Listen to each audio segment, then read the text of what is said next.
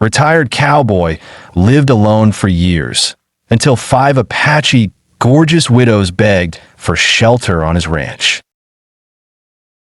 Before we dive into the story, don't forget to like the video and tell us in the comments where you're watching from. Late November, 1882. The wind carried frost early that year. Up in the hills of Silver Butte, Colorado Territory, Reed Callahan had already sealed the windows with oilcloth and stacked his final cords of firewood. He wasn't expecting company. He never did. The nearest town was 12 miles downhill through rock and snow. The nearest neighbor had died in spring. The cabin stood alone, square-shouldered against the slope, built by Reed's hands 6 years back when he left the army and decided he'd rather speak to goats than men. Reed was 32.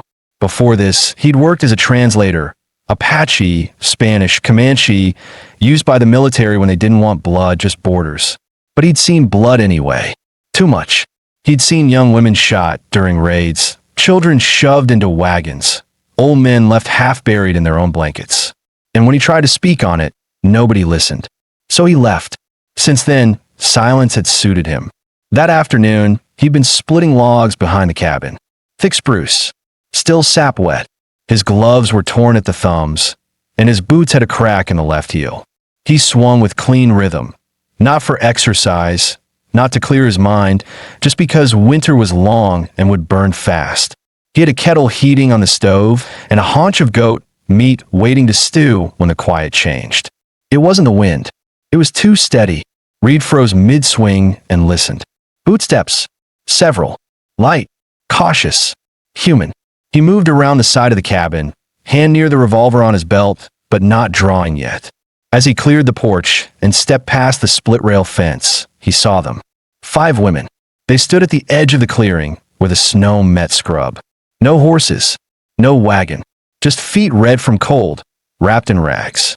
They wore dresses that might have been leather or cotton once, now patched, torn, and crusted with frost.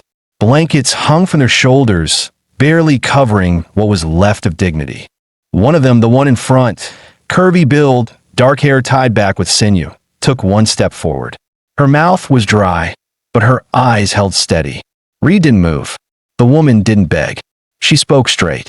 "We need a place. One night. We don't ask more than that."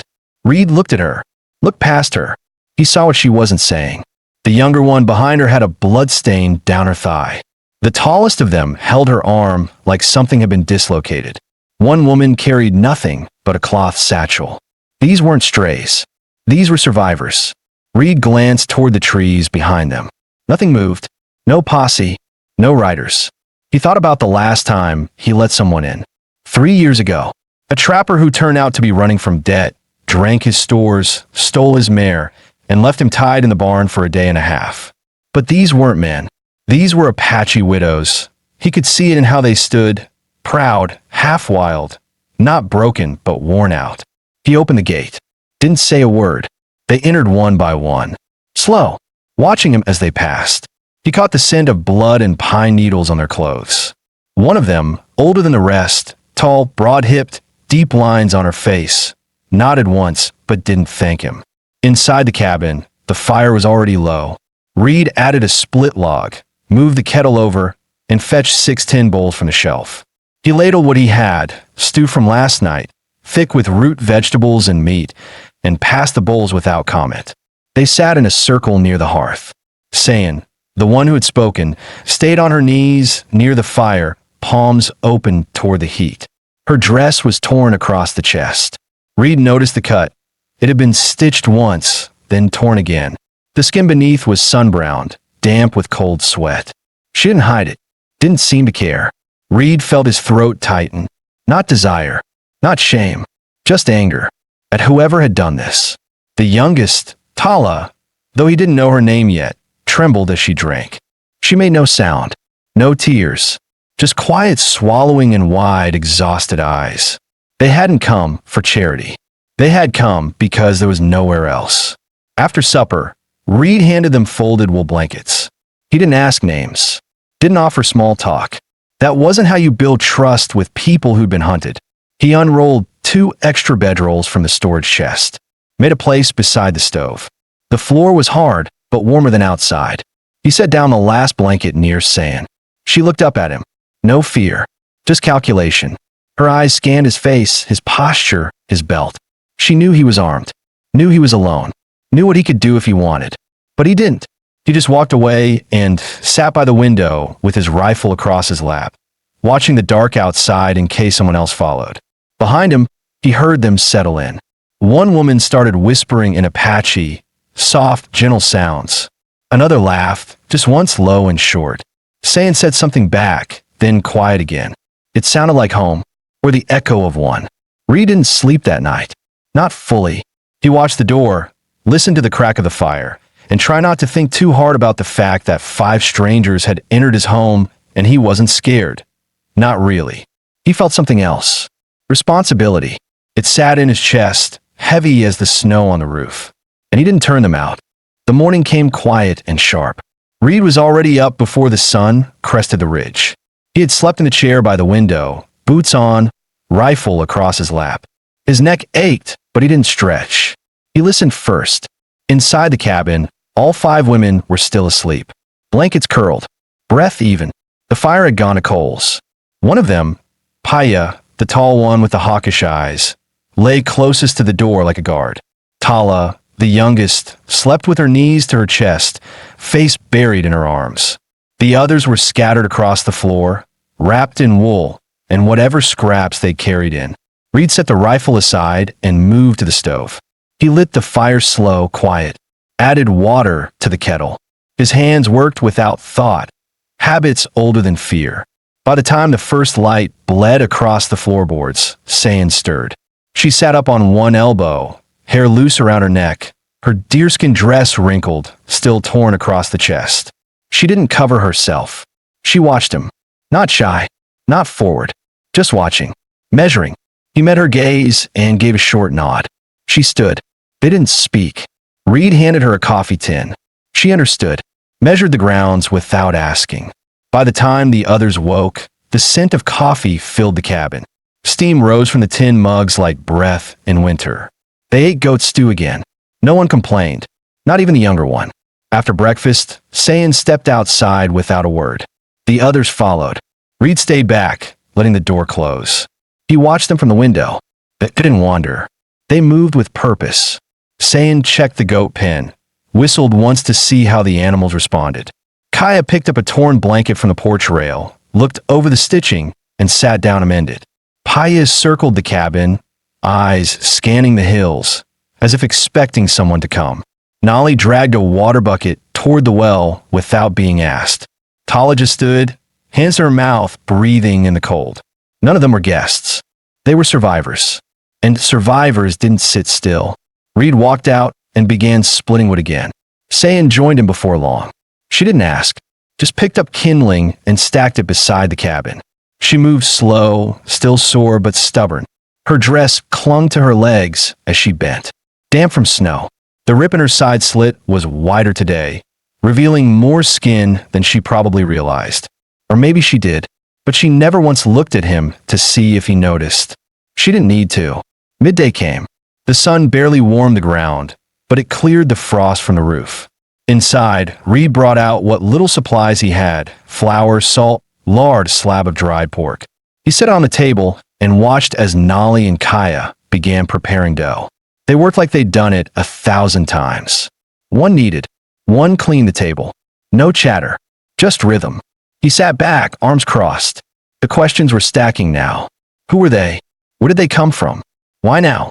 He didn't ask aloud.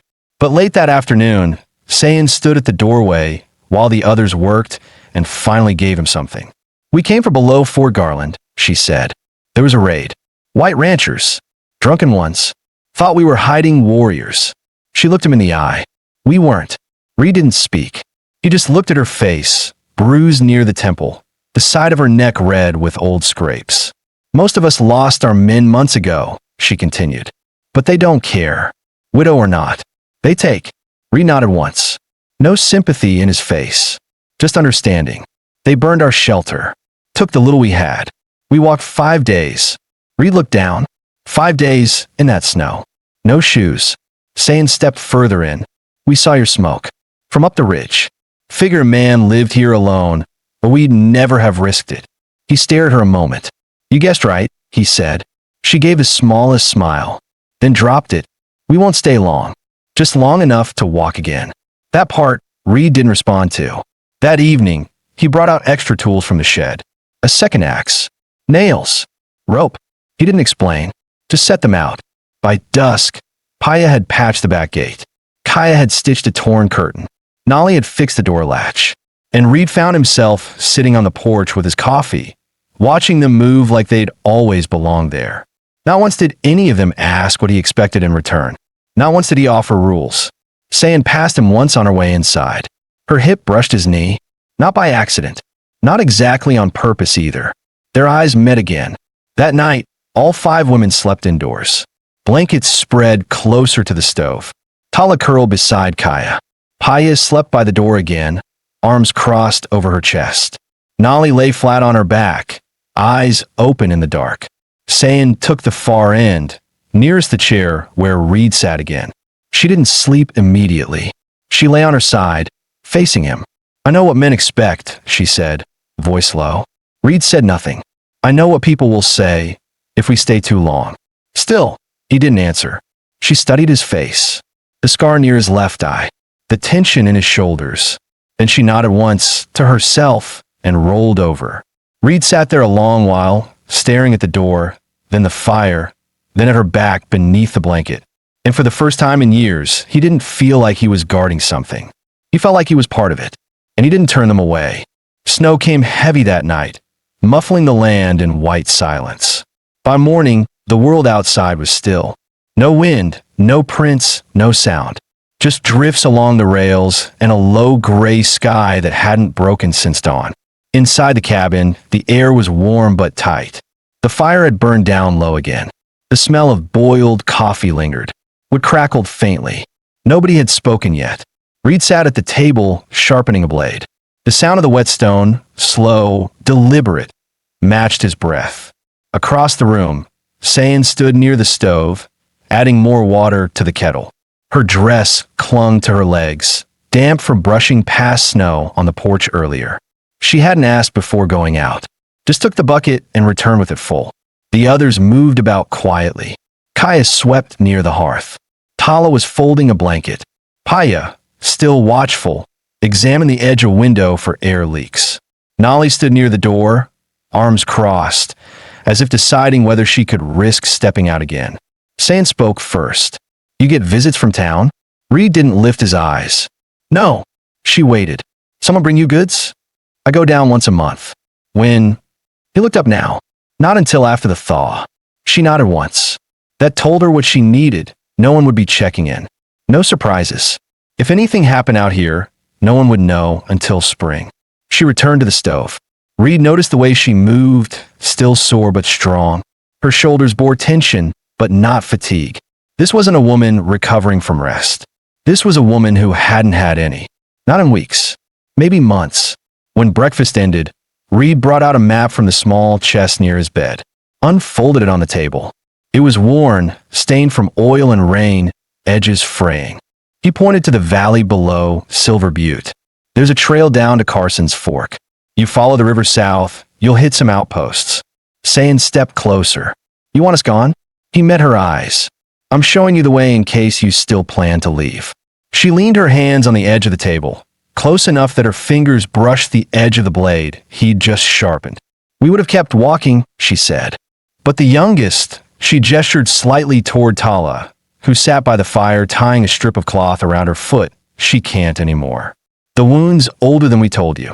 Reed looked toward Tala. The cloth was bloodstained. The girl noticed him watching and tugged her dress lower over her legs, ashamed. Reed turned back to Sayan. I've got salve. Not much, but it'll help. Sayan nodded once. We'll work for it. I didn't ask for that. She looked at him hard. I'm not offering for you. I'm offering for her. Reed didn't argue. He brought the salve, sat down on the floor beside Tala. She shrank back, but he didn't touch her. Just opened the tin and set it beside her knee. You do it, he said quietly. Just keep it wrapped after. Tala looked at him once, then reached for the tin. Paya crossed the room and stood behind her, watching Reed. She didn't say anything either, but her face relaxed, just a little. That afternoon, the cabin grew busy in a quiet way. Kai asked for thread and needle. She repaired Reed's coat, carefully stitching along the seam at the shoulder. Nolly cleaned the shelves. Tala rested. Sane stayed, mostly outside. Reed heard the axe again. Once. Twice.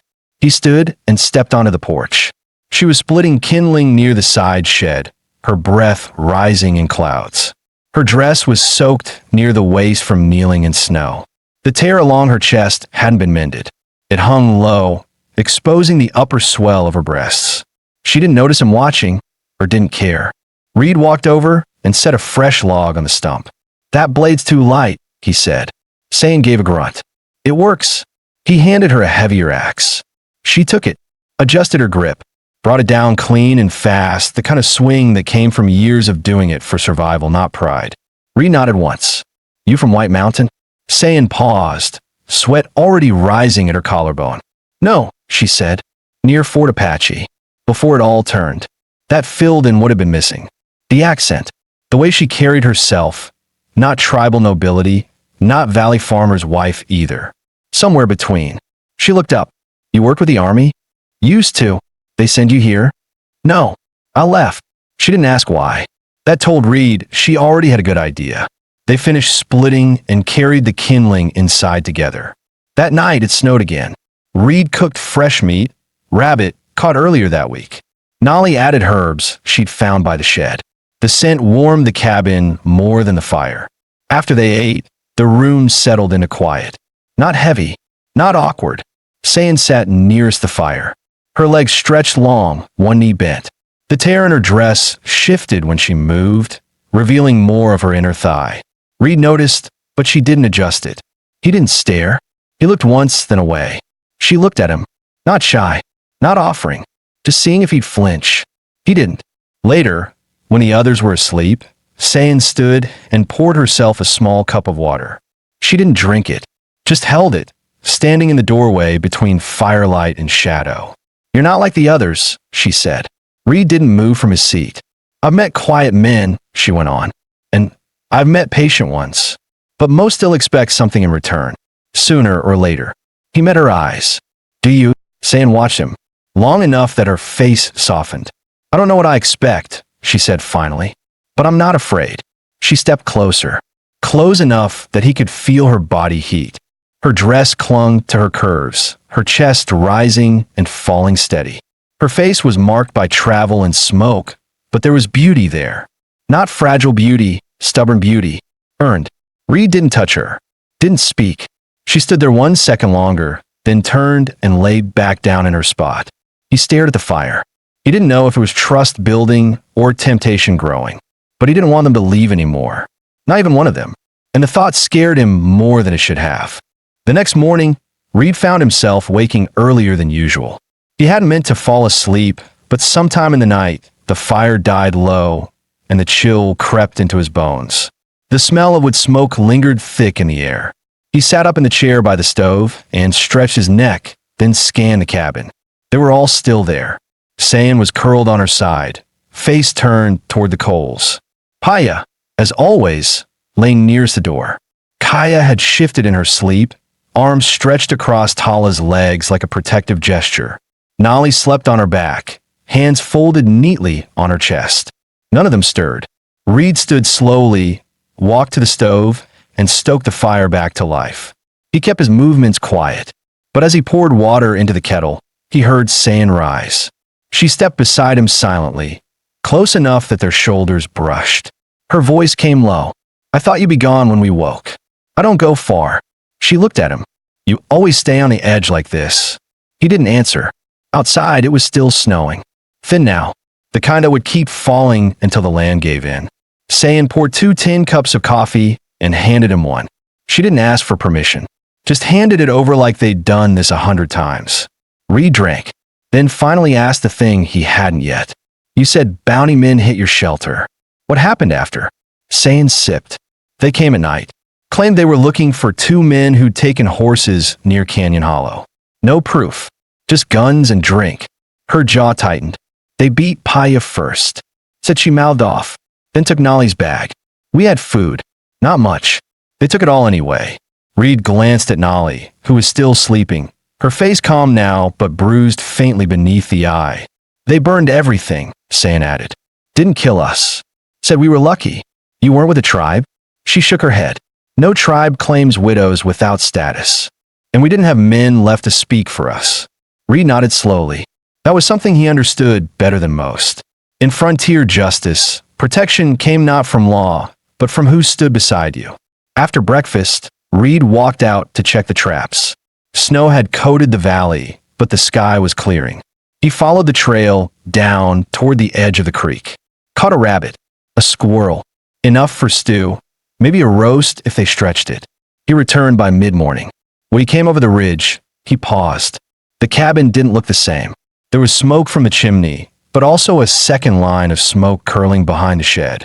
He moved faster, hand resting near his holster, eyes scanning. But it wasn't danger. Sayan had built a second fire pit, and around it, the women were working. Quiet, coordinated.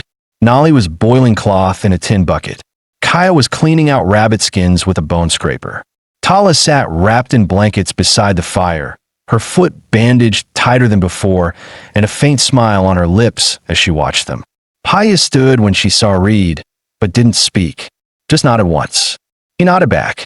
He walked over to Sayan, who was kneeling near the woodpile, breaking kindling. You built this fast. We're not looking to waste your food or fuel. Figure we cook outside when it's clear. He handed her the fresh rabbit.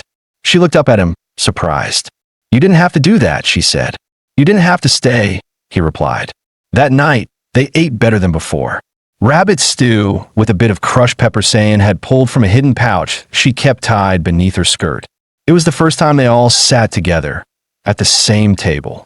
No one said much, but when Nolly laughed quietly at something Kaya said in Apache, it wasn't bitter. It was soft, light, and Reed felt something in his chest ease, just a little. Later, after the dishes were cleaned and the floor swept, Sayan stayed seated while the others turned in. She waited until Reed stepped back toward the stove. You keep waiting for us to ask for more, she said. He turned. No. Yes, she said plainly. You think eventually we'll take this too far. Make a claim on your bed, your food, your life. Reed looked at her.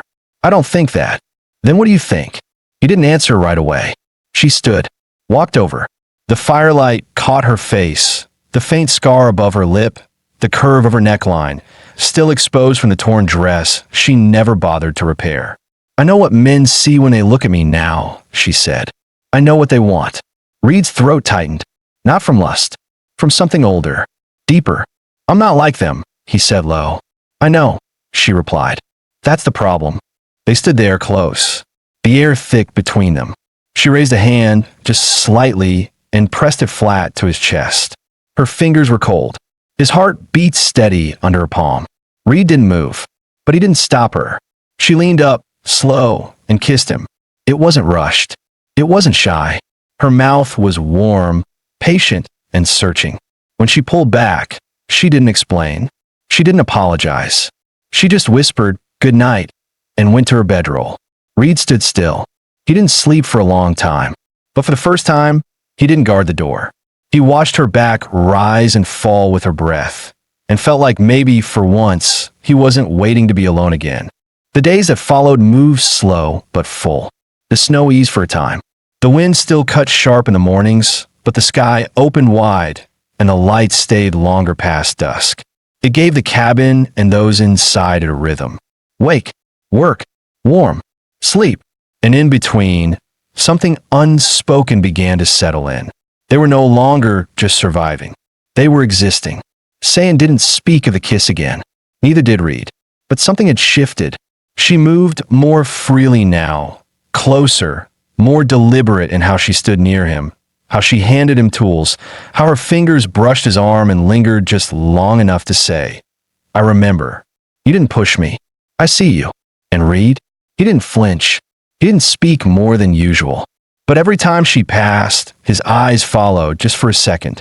Every time he stepped outside, he glanced back to see if she was watching. She often was.